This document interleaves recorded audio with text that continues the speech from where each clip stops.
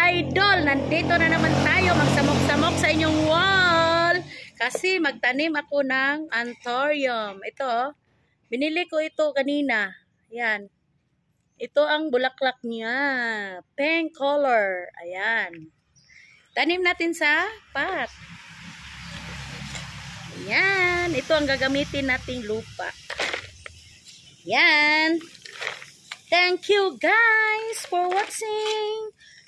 Please follow and share. Blah, blah, blah, blah. Thank you guys. Siyempre, og naay kamera, magpabaga ta sa tong face kay vlogger man ta. Isuod ko ta aning butanga. Kay gusto ta magpabaga og naong, di ba guys? Unya karon, og maingon sila gabagatag naong, okay ra kayo, o di ba? Maingon sila nangabuang na ta problema pa day na nga happy man ta diring dapita, di ba guys? Thank you for watching.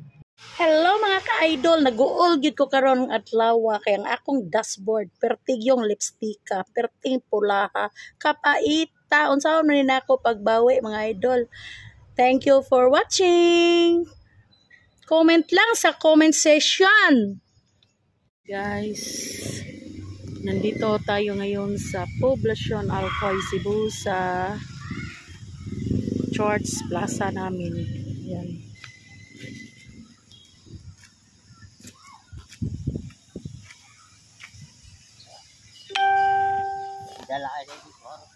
Pinakalisod na labhan, puti.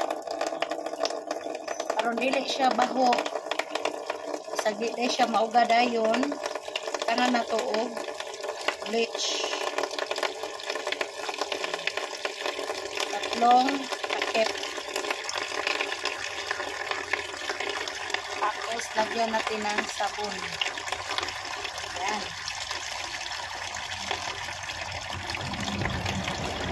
Haluin lang natin ng mabuti.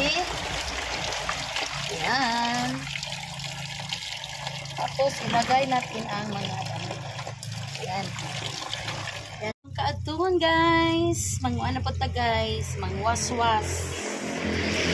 Ilaghan kay taglabon. No?